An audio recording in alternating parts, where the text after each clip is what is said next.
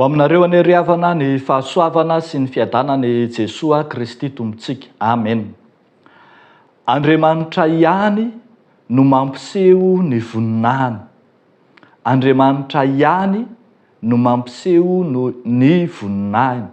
Zany no asongady mofinainantsika anio boky ny Isaia mpaminany toko 40 ny andininy voalohany hatramin'ny andininy 9. Andeha hovakitsika amin'ny anaran'ny Tompo manao hoe: ampionony ny oloko hoy Andriamanitra reo, mitory teny somafaly amin'ny Jerosalema ka lazao aminy fa vita ny adiny, sady voavela ny elony, ary efa nandray indroa eny tamin'ny tanan'i Jehovah izy, ovaly ny fahotana rehetra nataony. Injany misy feo miantso hoe: manamboara lalana any anefitra ho an'i Jehovah, manaova lalambe any an-tany foana ho an'Andriamanitsika. Aoka asandratra ny lohasaha rehetra, aoka ahetry ny tendrombohitra sy ny avoana rehetra, aoka ny be avoana ho tonga lembalemba,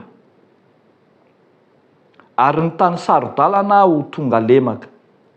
Dia iseho ny voninahitry Jehovah, ary ny nofo rehetra hiara-mahita izany, fa ny vavan'i Jehovah no efa niteny. Injany misy miteny hoe miantsoa, ary hoy izy: ahoana nefa ny antso ataoko? Ahitra ny nofo rehetra, ary ny hatsaran-tarehany rehetra dia tahaka ny vonin-javatra any an-tsaha. Maina ny ahitra, malazo ny voniny satria tsofin'ny fofinain'i Jehovah ireny. Eny, ahitra tokoa ny olona, maina ny ahitra, malazo ny voniny, fa ny tenin'Andriamanitsika dia haharitra mandrakizay. Ray masino, manamasinanay amin'ny fahamarinana, ny teninao ny fahamarinana. Amen. Andriamanitra ihany no mampiseho ny voninahiny. Indrindra ny voalaza eo amin'ny andininy 15 manao hoe: dia iseho ny voninahitry Jehovah. Dia iseho ny voninahitry Jehovah. Ilay teny hoe iseho, rehefa jerena ny teny fototra dia midika hoe mipoitra, na hoe alana ny sarona, alana ny manakona azy. Dia indro mipoitra ilay voninahitry Jehovah. Ilay teny hoe voninahitra efa noentintsika teto, izay midika hoe vesatra na lanja.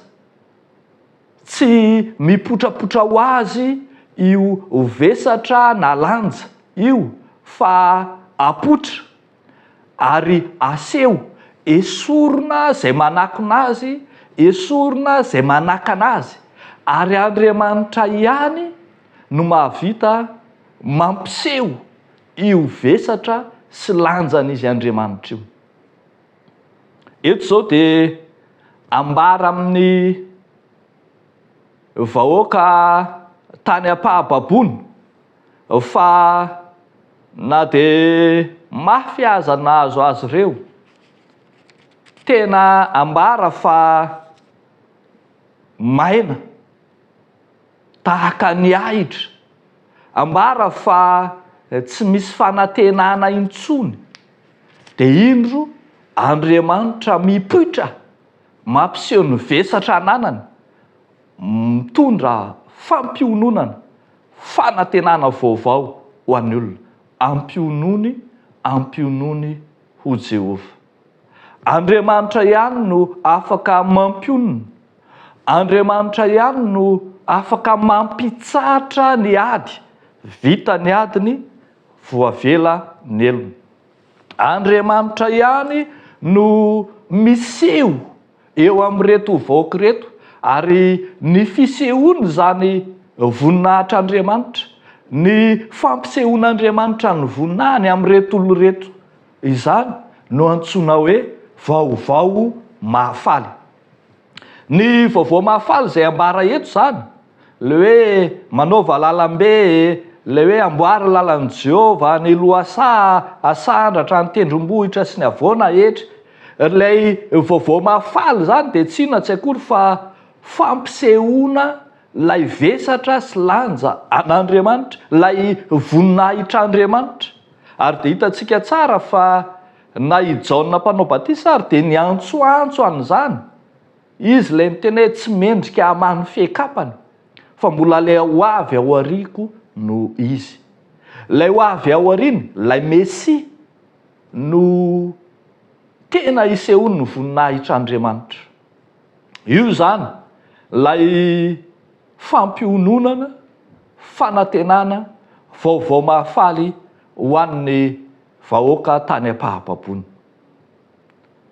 Ravako malala ao amin'ny tompo, tsy maintsy Andriamanitra ihany no maneho ny maha izy azy ny tenany, manambara ny tenany amintsika, voatakatsika sy fantatsika ny momba azy sy ny maha izy azy an'Andriamanitra. Ary tsy fantatsika amin'ny manontolo fa amin'ny apahany ihany. Eny, izay asehon'izy Andriamanitra amintsika ihany aza no fantatsika sy takatritsika, satria tsy misy mahita ny voninahitr'Andriamanitra afa-tsy izay anehoan'Andriamanitra azy ihany. Fanapahan-kevitra mahadiodio, fanapahan-kevitra manokana avy amin'Andriamanitra ny ampiseho amintsika ny voninahiny.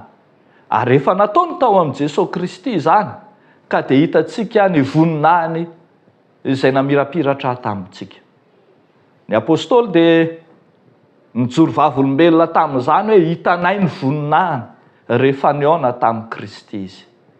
Ny fihaonana amin'io Kristy io arak'izany no ahatakaratsika sy andraisantsika ny voninahitr'Andriamanitra. Tena marina mandrakariva ny ambaran'ny bokin'i Isaia mpaminany hoe ny voninahitro tsy omeko ho an'ny hafa, fa izay anehoan'Andriamanitra azy ihany no mahafantatra sy mahatakatra azy.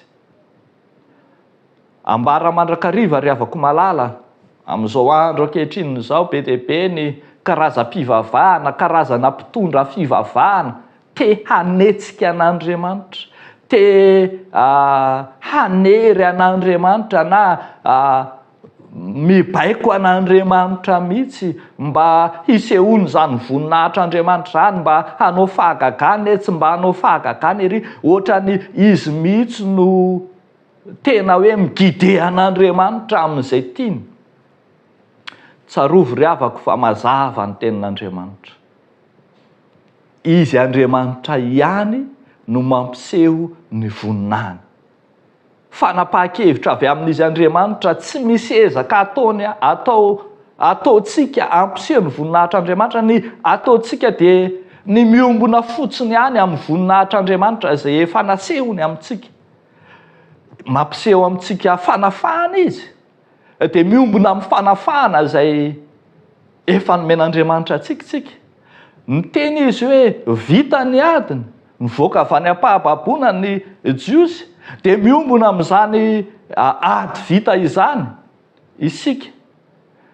Manasitrana izy dia miombona amin'ny fanasitranany, fa tsy isika mihitsy no hibaiko an'Andriamanitra na hialolalana an'Andriamanitra amin'ny asany sy amin'ny fanehoan'ny voninahiny, amin'ny izay intervention rehetra ataony izy Andriamanitra, dia fanapahan-keviny mahadiodio zany. Tsarovy, raha iseho ny voninahitr'Andriamanitra dia izy ihany no mampiseho izany.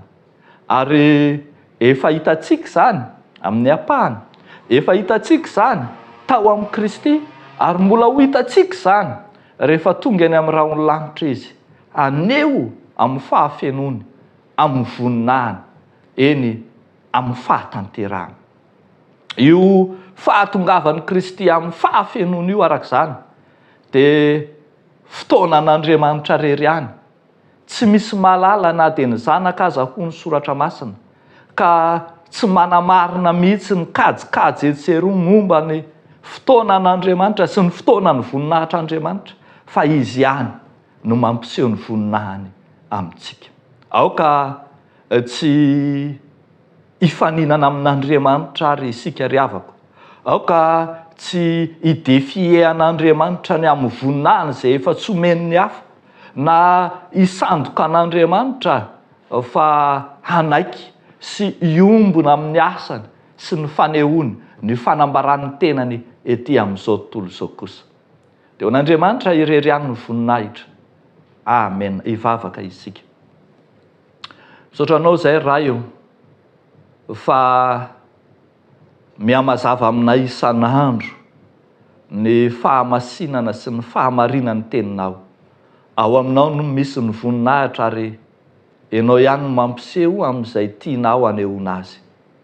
Ankehitriny izay dia manaiky fa tsy misy afa-tsy ianao ary mampangina sy mampetraka ny amponay rehetra eo anatrehan'izay heverinay fa fikasana hitovy aminao Andriamanitra na hifaninana aminao Andriamanitra. Raiso Tompo ny fanompona rehetra sy ny fanoloran-tena izay efa atolotray ho anao Andriamanitra. Fa amin'ity anio ity izay dia mahatsiaro ambavaka ny mpianatra rehetra izay mandranto fianarana lavitra, lavitra ray aman-dreny, lavitra tanindrazana. Ianao Tompo ameno ny banga amin'izy ireny mba tsy ahatsiaro ho irery izy ireny. Ary ianao Tompo no ame azy ireny fifantohana, fahendrena mba hifantoka amin'ny fianarana mandrakariva, tsy ho voangelingelina etsy sy aroa amin'ny fakapana maro samihafa izay mety hisarika azy ireny. Dia ampahatsiarovo ny anaranao mandrakariva izy, n'aiza toerana misy azy. Amin'ny anaranao Jesosy no anaovanay izany vavaka izany. Amen.